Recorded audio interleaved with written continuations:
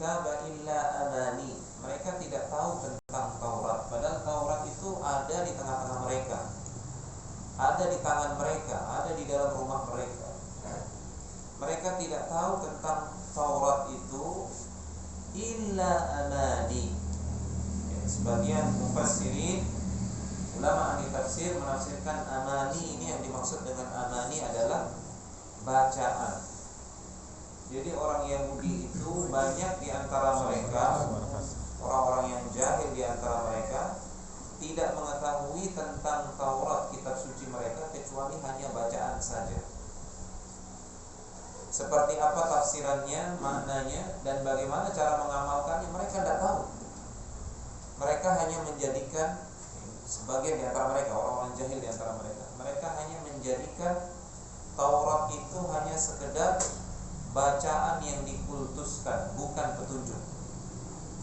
Ini. Wa minhum ummiyuna la ya'lamuna al-kitaba illa amani. Maka jangan kita seperti mereka. Semoga Allah Subhanahu wa taala tidak menjadikan kita seperti mereka Yahudi. Na'udzubillah. Na'udzubillah. Tsumma na'udzubillah. Al-Quran ada di rumah kita, Al-Quran bahkan ada di HP kita, tapi kita tidak tahu maknanya, tidak tahu tafsirannya, tidak tahu bagaimana mengamalkannya. Na'udzubillah. Kalau seperti ini keadaan kita, sama kita dengan Yahudi. Na'udzubillah. Maka semoga Allah Subhanahu wa taala melalui majelis ini menjadikan kita orang-orang yang berilmu, paham tentang kitabullah. Amin ya rabbal alamin.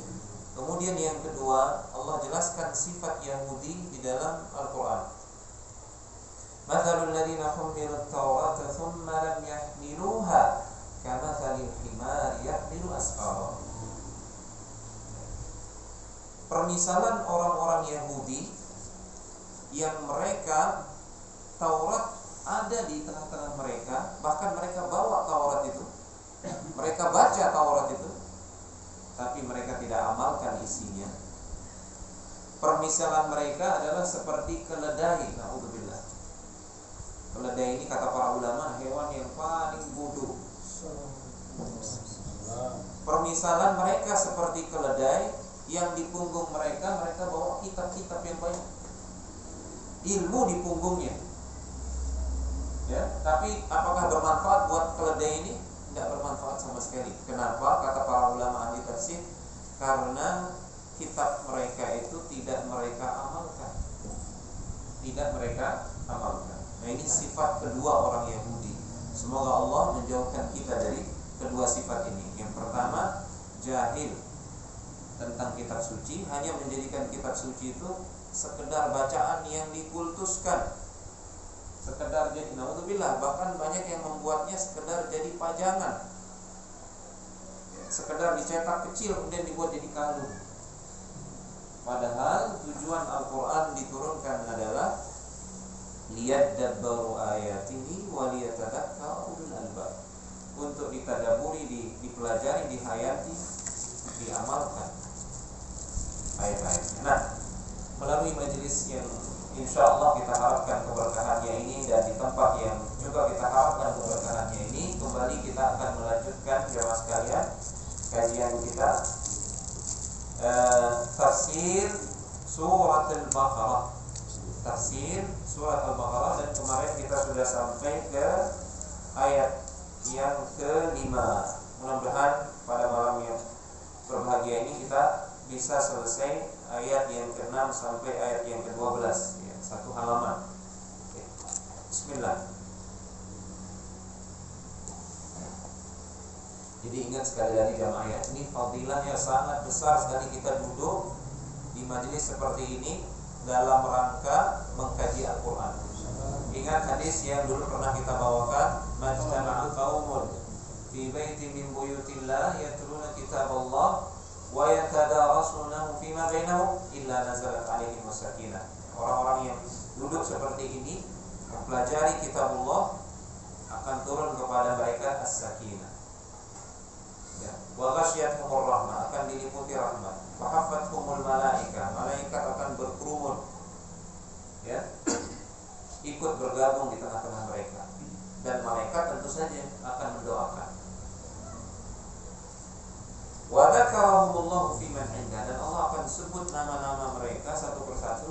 majelis yang lebih tinggi, majelis para malaikat di langit itu.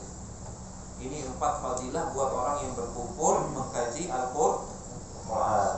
Semoga Allah memberikan kita fadilah itu semua. Ayat yang ke-6. Jadi di ayat yang kedua dan kelima itu Allah berbicara tentang orang-orang yang beriman, ciri-ciri mereka. Kita sudah bahas, di antara ciri-ciri mereka adalah yu'minuna bil ghaib. Mereka percaya dengan hal yang gaib, rukun iman yang 6 itu, ya. Kemudian mereka menegakkan sholat, kemudian berinfak, baik infak yang sifatnya wajib ataupun mustahab, infak yang sifatnya sunnah, ya.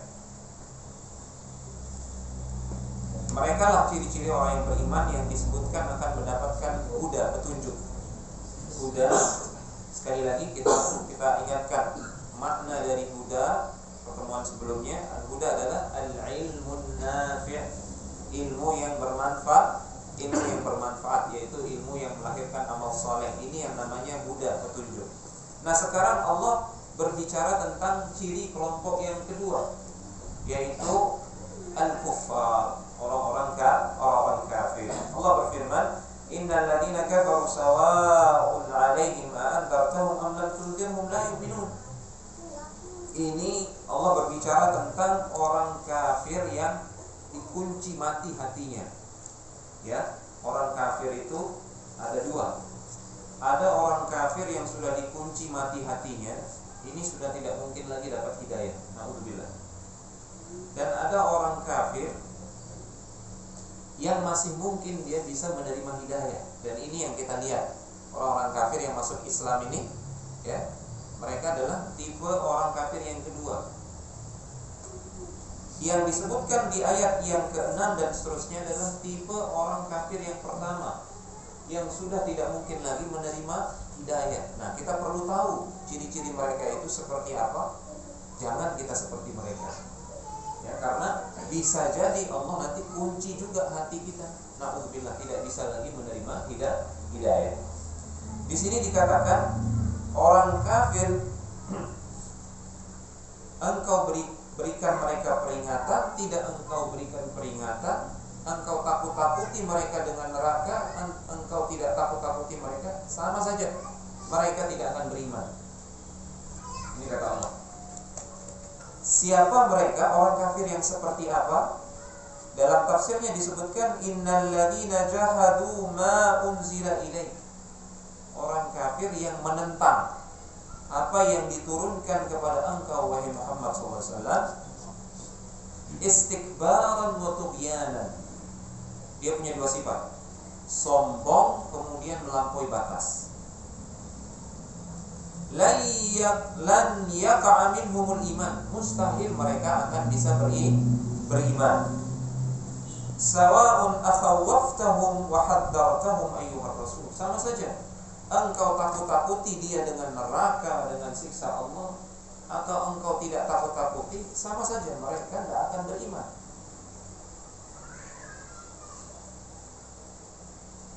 Al-li'israrihim ala batilihim. Mereka punya ciri yang ketiga, karena mereka terus menerus di atas kebatilan mereka. Jadi ciri-ciri orang kafir yang tidak akan mungkin dapat hidayah ini, pertama, dia sombong, kemudian dia melampaui batas. Melampaui batas, melakukan kemaksiatan, permusuhan. Kemudian yang ketiga, terus menerus dia di atas kebatilan. Kemudian di ayat berikutnya, khatamallahu ala qulubihim wa ala sam'ihim. Allah kunci mati hati-hati mereka, Allah kunci mati juga pendengaran mereka. Ya. Maksudnya apa? Apakah mereka tidak bisa mendengar Al-Quran? Bisa mereka dengar Al-Quran, tapi Al-Quran yang mereka dengarkan itu masuk telinga kanan, keluar telinga kiri. Tidak mereka mau pahami atau tidak bisa mereka pahami, sehingga mereka tidak bisa dapat hidayah. Kalau dengar setiap hari, mereka dengar lewat corong masjid, ya, ayat-ayat Al-Quran itu mereka dengar. Wa ala absarihim ghishawah. Dalam pandangan mereka juga ada penutup, ditutup mata hati mereka oleh Allah Subhanahu wa taala. Wa lahum 'adzabun 'adzim. Allah janjikan mereka mendapatkan azab yang pedih. Ya. Taba'allahu 'ala qulubi haula'i wa 'ala sam'ihim wa ja'ala 'ala absarihim ghita'an bisababi kufrihim. Kenapa Allah kunci, Allah tutup pendengaran dan mata hati mereka? Bisababi kufrihim wa 'inadihim, karena sebab kekufuran mereka dan penentangan mereka. Ini yang perlu dicatat. Min ba'di ma tabayyana lahumul haqq, setelah jelas kebenaran bagi mereka. Nah, ini bahaya. Di sini juga letak kita bisa tersesat walaupun kita beriman. Petunjuk huda itu bisa dicabut lagi oleh Allah. Kapan itu terjadi?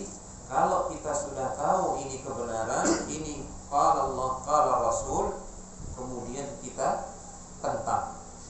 Ini bahaya jemaah sekalian. Ini yang menyebabkan dicabutnya hidayah. Na'udzubillah.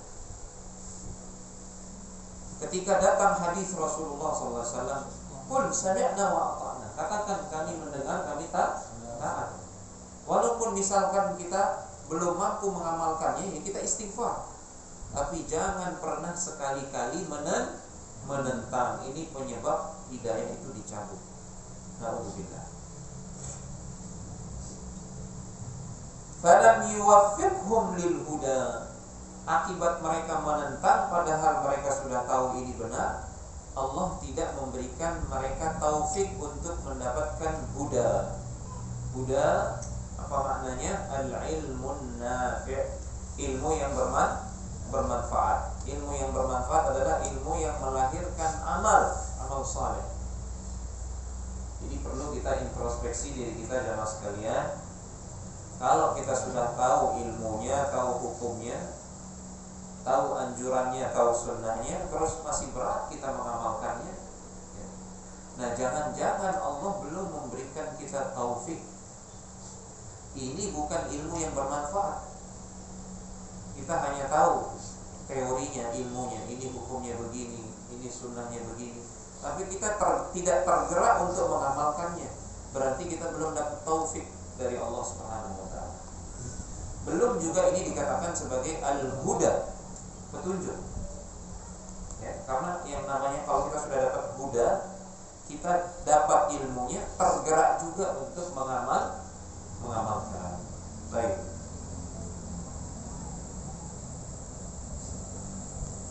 Nah, kemudian di ayat berikutnya, ayat yang ke-8, Allah berbicara kelompok yang ketiga. Bayangkan ini, kelompok yang ketiga ini panjang lebar Allah ceritakan tentang mereka. Karena mereka jauh lebih berbahaya, jauh lebih jelek daripada kelompok yang keduanya. Ini adalah kelompok al-munafiqun, orang-orang munafik. Allah berfirman, "Wa minan nasi may yaqulu amanna billahi wa bil yawmil akhir wa ma hum bimu'minin." Apa tafsirannya? Wa minan nas, di antara manusia.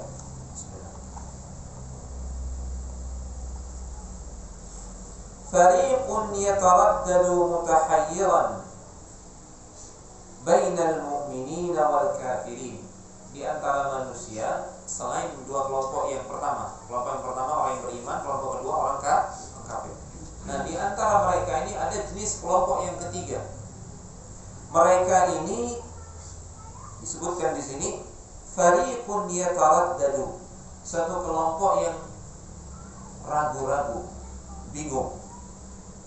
Bainal mu'minin, bainal kafirin atau bainal mu'minin wal kafirin. Apakah mereka mau beriman atau jadi orang kafir? Mereka ragu-ragu. Ini kelompok orang yang ragu-ragu. Wahum al-munafiqun, mereka lah orang-orang munafik. Jadi salah satu ciri orang munafik sebelum dia jadi orang munafik, ya, awalnya dia itu adalah orang yang ragu-ragu. Orang yang ragu-ragu. Dia memperturutkan keraguannya sehingga jadilah akhirnya dia orang munafik. Di sini dikatakan alladzina yaquluna bi alsinatihim, di antara ciri mereka juga adalah mereka berucap dengan lisan mereka, saddaqna billahi wa bil yaumil akhir. Kami percaya kepada Allah, kami percaya kepada hari akhir. Jamaah sekalian yang dimuliakan Allah, kaum musyrikin yang dihadapi Nabi di zaman beliau itu adalah kaum musyrikin yang tidak percaya kepada hari kebangkitan. Ya, kalau kepada Allah orang musyrikin percaya. Ya. Orang musyrikin percaya Allah yang menciptakan, memberikan rezeki, orang musyrikin percaya. Tapi mereka tidak mau mengikhlaskan ibadah kepada Allah. Dan salah satu bentuk kekufuran mereka adalah mereka tidak percaya hari akhirat, tidak percaya hari kebangkitan. Nah, di sini orang munafikin mengatakan, "Oh, kalau kami percaya kepada Allah, percaya hari akhir." Kemudian, wa hum fi batinihim kadhibun lam yu'minu. Padahal di hati mereka Allah tahu mereka tidak beriman. Tidak beriman kepada Allah, tidak juga beriman kepada hari akhir.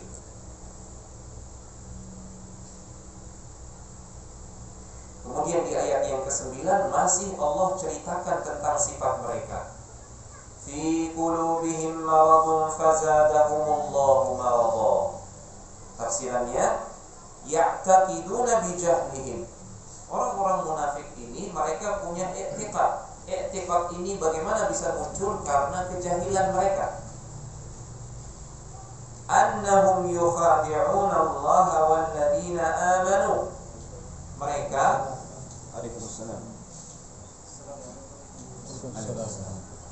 Mereka orang-orang munafik ini jamaah sekalian, mereka menyangka mereka bisa mengakali Allah dan orang-orang beriman. Mereka menyangka sudah bisa menipu Allah dan orang-orang beriman.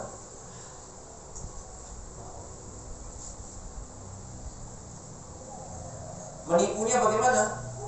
Mereka bisa menampakkan keimanan, keislaman, namun tidak tahu isi hati mereka yang kafir. Ya.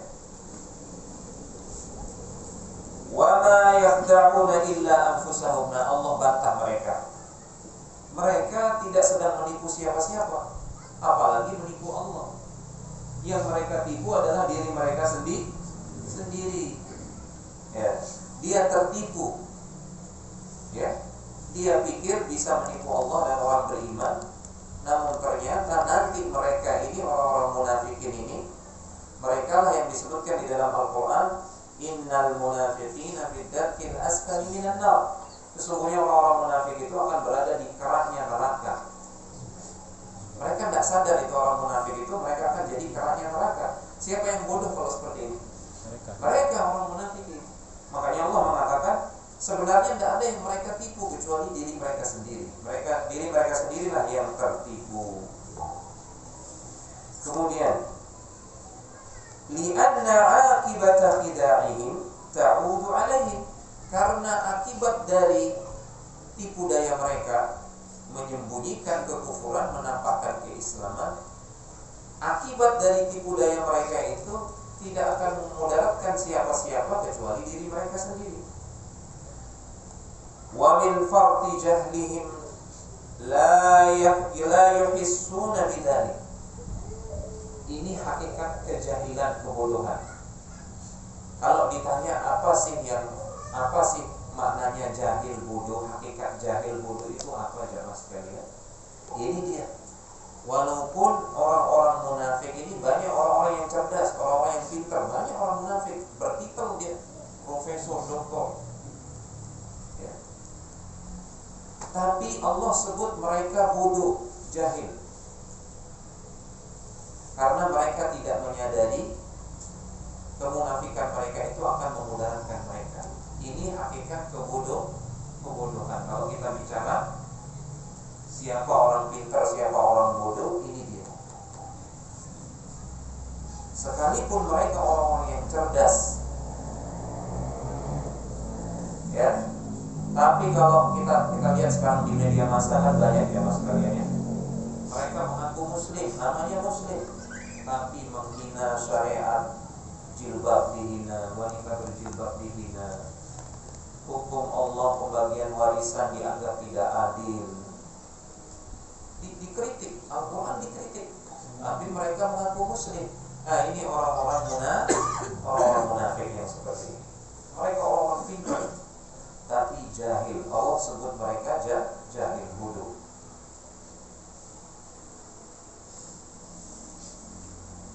Kemudian wa min farti jahlihim la yuhissuna bidzalik. Saking jahilnya mereka sampai-sampai tidak merasa bahwasanya mereka akan celaka.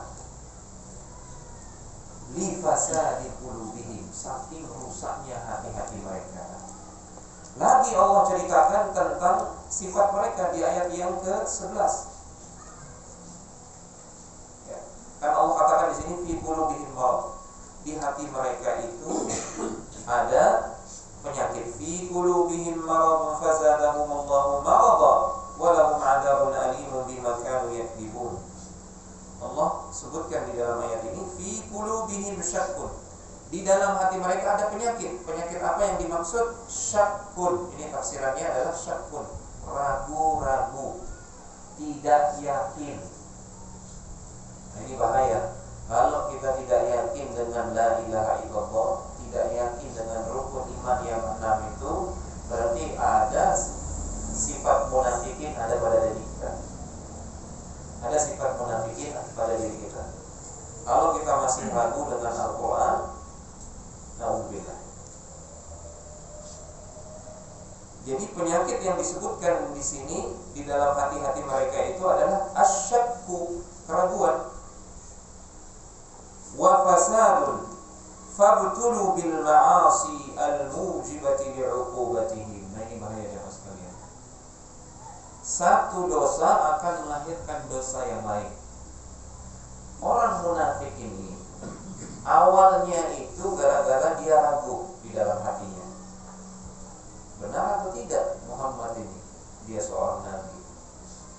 Setelah dia mendengarkan Al-Quran, mereka paham, tidak bisa lagi membantah.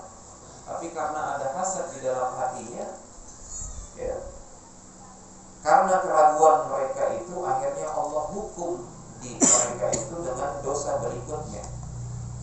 Fabtulu, kata mufassir di sini, mereka dipuji orang-orang munafik itu gara-gara keraguan yang ada di dalam hati mereka. Mereka diuji dengan kemaksiatan. Ya, diuji dia. Mau meninggalkan kemaksiatan ini atau tidak? Ternyata mereka melakukannya.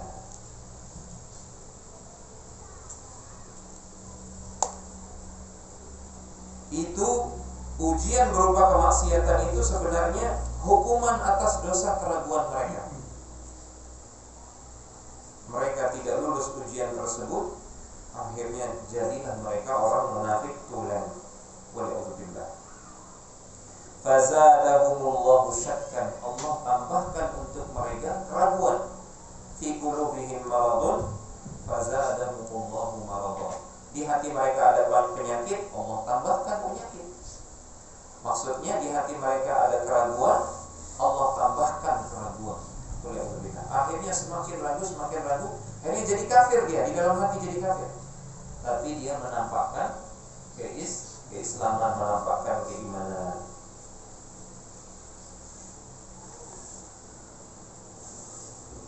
Walahum 'uqubatun muji'atun, dan bagi mereka kelak adab yang pedih. Bisababi kadbihim wa nifaqihim, karena kedustaan mereka dan kemunafikan mereka. Di ayat yang ke-11 masih Allah jelaskan sifat mereka. Lihat, banyak sekali Allah jelaskan sifat mereka orang munafikin ini kepada kita, menunjukkan mereka sangat berbahaya. Makanya Allah kasih kita penjelasan yang sangat banyak. Jangan kita seperti mereka, jangan kita tertipu dengan tipu daya mereka. Itu maksudnya. Di ayat yang ke-11, wa idza qila lahum la tufsidu fil ardi qalu innama nahnu idza nusihu, dan mereka orang-orang munafik ini kalau diberikan nasihat, liyakufu 'anil ifsad fil ardi bil kufri wal ma'asi. Diberikan nasihat, stop, jangan lagi berbuat ifsad, kerusakan. Kerusakan di sini tafsirannya adalah dosa dan maksiat. Stop, jangan lakukan kemaksiatan. Wa ifsya'i asraril mu'minin. Stop, jangan lagi membeberkan rahasia-rahasia orang beriman. Ini ciri-ciri orang munafik dulu di zaman Nabi. Senang dia kalau ada kejadian langsung kalau bahasa kita seperti sekarang ini, di-share, disebarkan. Iya, diviralkan. Ada saja yang misalkan ini bahan buat mereka yang menurut mereka itu adalah aib di tengah kaum mukminin, langsung mereka sebarkan. Ini ciri-ciri munafik, ciri-ciri orang munafik di zaman ini. Nah, ketika mereka dinasehati jangan lakukan itu, mereka mengatakan apa?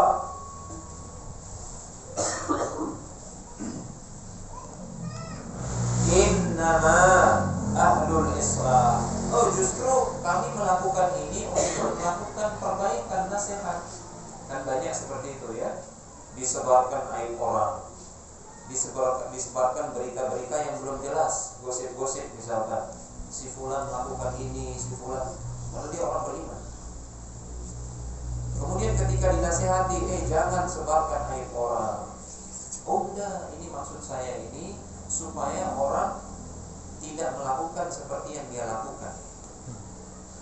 Jadi ini alasan persis seperti alasan orang munafik dulu. Oh, kami mau melakukan perbaikan, islah. Ya. Padahal niatnya adalah untuk apa? Merusak tatanan kehidupan di tengah kaum mukminin. Itu tujuannya orang munafik. Ya. Orang-orang munafik di zaman sekarang, kenapa kamu mengkritik Al-Quran, mengkritik syariat Allah? Tujuan saya baik, supaya orang-orang Islam ini jangan ekstrim, dia bilang gitu. Ya. Orang menjalankan syariat, jilbab, menjalankan sunnah, dibilang ekstrim. Nah ini, perhatikan ya, ayat-ayat Al-Quran itu dia hidup sepanjang masa. Apa yang Allah firmankan 1400 tahun lebih yang lalu, realitanya bisa kita lihat hari ini. Ini kata para ulama termasuk mukjizat Al-Quran. Dia hidup sepanjang masa Al-Quran itu. Baik. Kemudian di ayat yang ke-12, ala innahum humul mufsiduna walakin la yashkurun. Allah bantah mereka. Mereka kan beralasan, kami mau mengupayakan perbaikan. Tidak, mereka tidak melakukan perbaikan. Yang mereka lakukan justru merusak, kerusakan yang mereka timbulkan.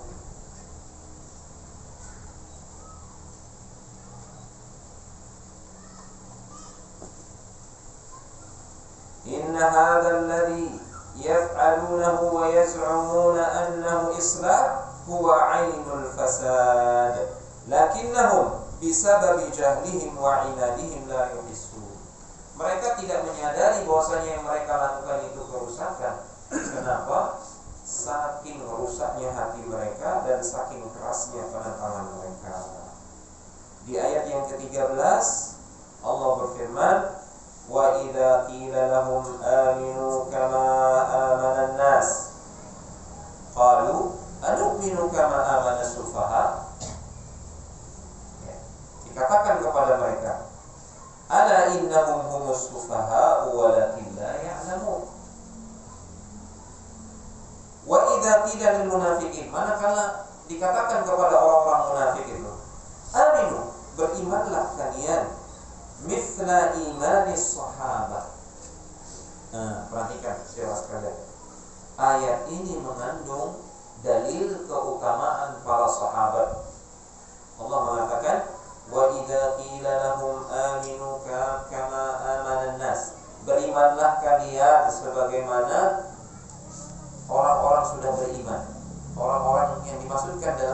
siapa? Para sahabat. Wa huwal imanu bil qalbi wal lisani wal jawarih. Nah, sekarang dibahas di sini dalam tafsiran ini apa itu iman, hakikat iman. Iman itu adalah al-imanu bil qalbi wal lisani wal jawarih. Meyakini dengan hati, mengikrarkan dengan lisan, membuktikannya dengan amalan anggota badan. Ini iman. Para ulama merangkumnya dalam sebuah bait yang namanya al-khamsununat. Ya, al-iman i'tiqadun bil qalbi wal jinan, wal qawlu bil lisan, wal amalu bil arkan, yazidu bi ta'atir rahmani wa yantaqisu bi ta'atis syaitan. Semuanya berakhiran huruf nun. Iman itu adalah yakin, meyakini. Rukun iman yang 6 itu di dalam hati, meyakini, kemudian mengamalkan, mewujudkannya dengan lisan, mengamalkannya dengan anggota badan. Ya, iman itu bisa bertambah dengan ketaatan kepada Ar-Rahman, berkurang gara-gara taat kepada syaitan. Ini iman. Jadi kalau ada orang mengatakan, saya percaya Allah, saya percaya hari akhir, saya percaya kitab-kitab terdahulu, saya percaya Nabi Muhammad, saya percaya hari akhir, saya percaya takdir, tapi dia tidak sholat, tidak puasa, tidak haji, tidak mau beramal, ini belum beriman. Jelas? Karena iman syaratnya harus ada amal, harus ada amal. Sebaliknya kalau hanya ada amal, lisannya mengucapkan la ilaha illallah, tapi hatinya tidak beriman, sama seperti orang munafik.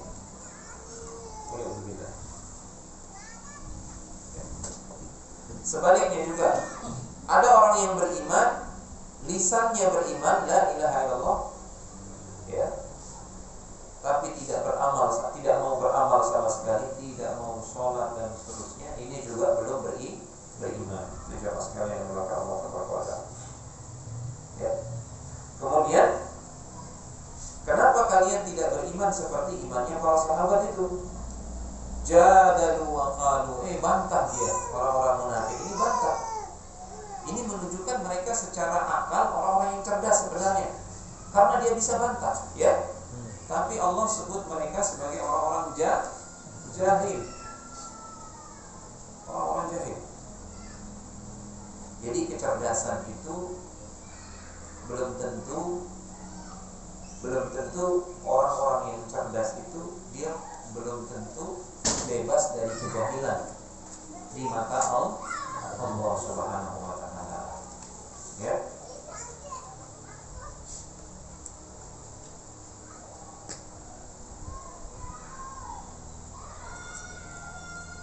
Qalu anu'minu kama amana sufaha? Masa kami akan beriman seperti berimannya orang-orang yang bodoh itu? Siapa dikatakan bodoh di sini? Para sahabat. Kemudian Allah bantah, ala innahum humus sufaha walakin la yash'urun. Sebenarnya mereka lah yang bodoh, orang-orang munafik. Berarti orang-orang beriman, para sahabat tidak bodoh di mata Allah Subhanahu wa taala. Orang-orang yang berilmu. Ini sekaligus pujian tazkiyah untuk para sahabat. Sekaligus di sini ada bantahan bagi kelompok-kelompok Rafidhah yang mengatakan para sahabat itu bukan hanya bodoh, kafir, sudah keluar dari Islam para sahabat. Na'udzubillah. Di sini di ayat ini Allah bela para sahabat. Justru orang-orang yang mencela para sahabat itulah mereka orang yang bodoh. Ciri-ciri orang munafik. Makanya orang-orang Rafidhah itu orang-orang munafik ya mas. Karena mereka menghina, melaknat para sahabat. Abu Bakar, Umar dilaknat. Na'udzubillah. Nah di sini Allah bela sahabat. Wa idza laqul ladzina amanu qalu amanna. Kalau mereka ketemu dengan orang beriman, mereka mengaku kami beriman. Wa idza khalau ila syayatinihim, kalau mereka bertemu dengan setan-setan mereka. Siapa maksudnya setan-setan mereka di sini? Teman-teman mereka, orang yang terang-terangan kafir. Kelompok yang kedua tadi. Kalau mereka bertemu dengan orang-orang kafir itu, qalu inna ma'akum. Oh, kami masih sama seperti kalian. Innama nahnu mustahzi'un. Kami hanya sekedar mengolok-olok orang beriman itu. Kami menipu mereka. Apa istilah kita sekarang? Membuli mereka itu ya. Kita tipu-tipu mereka orang beriman. Tapi kami sebenarnya masih bersama kalian, wahai orang-orang kafir. Allahu yastahzi'u bihim wa yarudduhum fi tughyanihim ya'lamun. Allah membalas, Allah mengolok-olok mereka. Justru Allah mengolok-olok mereka. Nah, ini hati-hati jemaah sekalian. Apakah Allah punya sifat mengolok-olok? Di sini dikatakan dalam ayat ini, Allahu yastahzi'. Yastahzi' itu artinya mencela, mengolok. Allahu yastahzi'u bihim. Allah mengolok-olok mereka. Siapa? Orang munafik ini. Ya. Kata para ulama, Allah membalas olokan mereka. Ya. Jadi Allah tidak mengolok-olok tanpa sebab. Ya. Ini justru sifat kesempurnaan jamaah sekalian. Mana yang lebih sempurna? Yang bisa membalas atau yang tidak bisa membalas? Mana yang lebih sempurna? Yang bisa membalas. Nah, di sini Allah mampu, maha kuasa membalas olokan-olokan mereka orang munafik itu. Ya. Jadi mohon jangan disalahpahami. Allah itu ya tidak serta-merta mengolok-olok tanpa sebab. Allah itu membalas olokan musuh-musuhnya, yaitu orang kafir dan orang munafik. Ini maksud dari ayat ini, karena dikatakan di sini ayat yang ke-15, Allahu yastahzi'u bihim wa yumhilhum liyazdadu dhalalan wa hayratan wa taraddudan wa yujazihim ala istihza'ihim bil mu'minin. Ya. Allah membalas olokan mereka terhadap orang-orang beriman. Dan Allah yumhilhum. Ya. Kenapa orang-orang munafik yang menghina syariat Allah tidak langsung dihukum, diadab oleh Allah? Di sini dikatakan yumhilhum. Allahu yumhilhum. Apa istilah kita? Dikasih pur. Kasih pur. Diulur-ulur waktunya buat mereka. Tujuannya apa? Liyazdadu dhalalan, sehingga mereka bertambah sesat, wa taraddudan, bertambah mereka keraguannya mereka bertambah, dosa mereka bertambah, supaya nanti hukumannya itu dahsyat. Jadi jangan suudzon kepada Allah Subhanahu wa taala terkait orang-orang yang memusuhi Islam, orang-orang kafir, orang-orang munafik. Kok hidup mereka itu hidup makmur begitu ya? Ya. Jangan suudzon kepada Allah. Allahu yumhilhum. Allah mengulur buat mereka, mengulur waktu buat mereka, liyazdadu itsma, sehingga dosa mereka semakin bertambah. Kan mereka mengatakan begini jemaah sekalian, kami menghina nabi kalian, memusuhi nabi kalian, menghina orang-orang beriman, memusuhi Al-Quran, memusuhi orang-orang beriman. Mana adab Allah yang kalian janjikan itu? Kan mereka begitu. Nah, ini mereka sombong. Nah, kesombongan mereka ini adalah tambahan dosa buat mereka, yang berarti itu adalah tambahan adab juga buat mereka nanti. Kemudian Allah mengatakan, ulaika alladziina الذين اشتروا الضلالة بالهدى فما ربحت تجارتهم وما كانوا مهتدين. Ulaikal munafiqun, orang-orang munafik itu ba'u anfusahum, mereka sudah menjual diri mereka fi safqatin khasirah, dengan jual beli yang sangat murah, ya. Fa'akhadul kufra, mereka lebih memilih kekufuran, wa tarakul imana, meninggalkan keimanan, fama kasabu syai'an, tidak ada keuntungan yang mereka dapatkan sedikit pun, bal khasirul hidayah, bahkan mereka rugi, tidak dapat hidayah. Wa hadza huwal khusranul mubin, orang yang tidak dapat hidayah, inilah kerugian yang paling besar, ya sekalian. Ini kerugian yang paling besar. Nah, alhamdulillah selesai kita halaman ini. Yang bacakan beberapa fawaid dari halaman ini saya ambilkan dari Al-Mukhtasar fi Tafsir Al-Quran. Di sini ada dua buah fawaid yang disebutkan. Yang pertama, anna man taba'a Allahu ala qulubihim bisababi inadihim wa takdibihim la tanfa'u ma'ahumul ayat wa in 'azumat. Allah kalau sudah mengunci mati hati hamba jamaah sekalian, maka tidak akan bermanfaat. Sehebat-hebat bukti kita sodorkan di depannya, tidak akan bermanfaat. Sudah dikunci mati hatinya, tidak akan bisa menerima hidayah. Na'udzubillah. Jangan sampai kita seperti itu. Na'udzubillah. Apa penyebab hati itu dikunci, jamaah sekalian? Penyebabnya adalah dosa yang menumpuk-numpuk. Di dalam sebuah hadis disebutkan, ya,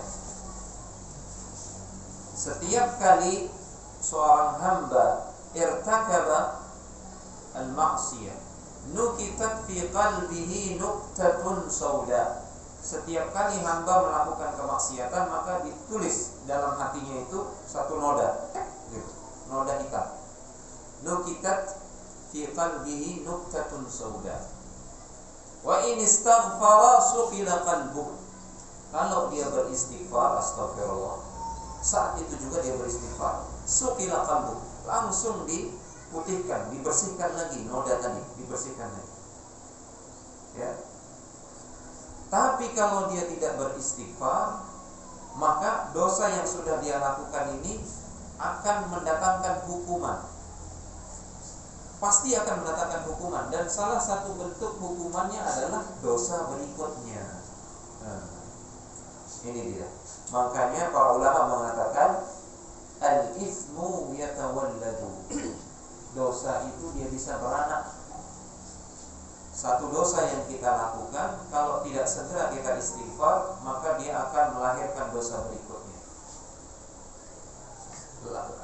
Lahir dosa berikutnya, tambah lagi nuktatun sauda, tambah lagi noda hitam. Tambah susah dia mau mengucapkan istighfar. Tambah lahir dosa berikutnya, tambah lagi noda hitam. Semakin susah dia untuk mau bertobat, sampai hatinya hatta ya'luwa qalbahu, fadzalika ar-ranul ladzi dzakara Allah tabaraka wa ta'ala fi kitabih. Kalla bal rana ala qulubihim ma kanu yaksibun. Sampai semakin banyak noda-noda hitam itu, semakin menumpuk berlapis-lapis. Itulah yang disebut dalam Al-Quran ar-ran, ya, ar-ran, noda yang Allah campakkan di dalam hati hamba karena dosanya. Kalau dia sudah menumpuk berlapis-lapis, ada saatnya dia seperti karatan yang tidak bisa dibersihkan. Ada karatan yang bisa dibersihkan, dibakar dulu. ada karatan yang tidak bisa dibersihkan, sudah rusak, tidak bisa diselamatkan lagi hati yang seperti ini. Nah, hati yang seperti inilah hati yang sudah dikunci, yang disebutkan dalam ayat-ayat yang tadi kita baca itu. Ini hati yang sudah dikunci. Ada hati orang kafir itu belum dikunci, makanya mereka bisa mendapatkan hidayah masuk di Islam. Ya. Oleh karena itu jamaah sekalian, apapun dosa yang kita lakukan, sebesar apapun, cepat segera ucapkan astaghfirullah wa atubu ilaih. Astaghfirullah wa atubu ilaih. Ada tidak ada dosa kita, bahkan ucapkan itu setiap hari. Bahkan karena Nabi yang sudah dijamin diampuni dosanya yang terdahulu dan akan datang, beliau mengucapkan istighfar setiap hari tidak kurang dari 70 kali. Inni atubu ilallahi wa astaghfiru ilaihi fil yaumi akthar min 70 marratan. Atau kama qala alaihi salatu wasallam. Saya, kata Rasulullah SAW, dalam satu hari itu tidak kurang dari 70 kali saya istighfar kepada Allah Subhanahu wa taala. Ini Nabi itu. Nah, bagaimana dengan kita? Kemudian fawaid yang terakhir, inna ihmalallahi ta'ala lidh-dhalimin al-mukaththibin lam yakun an ghaflatin aw 'ajzin 'anhum. Ya, Allah memberikan nikmat kepada orang kafir, memberikan kemakmuran, kesehatan kepada orang-orang munafik, ya. Bukan Allah lupa, bukan Allah sengaja membiarkan begitu saja. Tidak. Ingat firman Allah, wa ma kana rabbuka nasiya. Allah sekali-kali tidak lupa.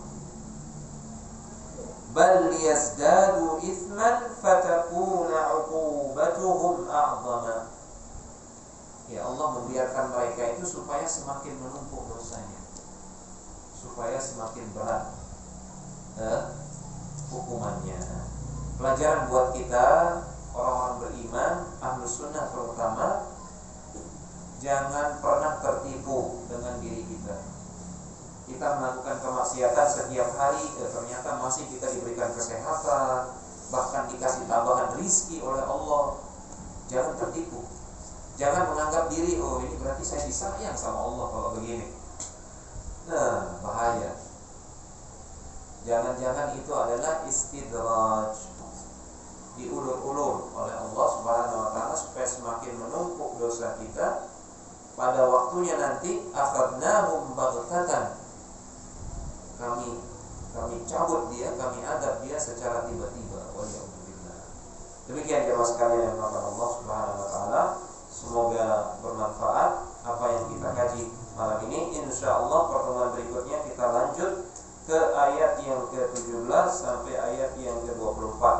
Mudah-mudahan bisa tamat Al-Baqarah, mudah-mudahan banyak manfaatnya. Para sahabat itu, ya, saya ceritakan, Abdullah ibn Umar, ini ulamanya para sahabat, anaknya Umar bin Khattab. Dia pelajari, dia hafalkan Al-Baqarah, hanya Al-Baqarah. Dia kuasai bacaan dan tafsirannya 8 tahun. Al-Baqarah saja itu. Setelah dia selesai 8 tahun belajar Al-Baqarah, dia sembelih apa? Dia nyembelih sudah. Dia undang sahabat-sahabat yang lain.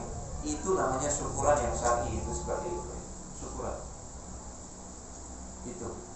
Ini saja kita dapatkan ilmunya luar biasa. Insyaallah kita akan dapatkan hidayah ya Mas. Tapi syaratnya ikhlas lillahi ta'ala, kemudian iringi dengan doa. Besar sekali manfaatnya. Terlebih lagi barokahnya.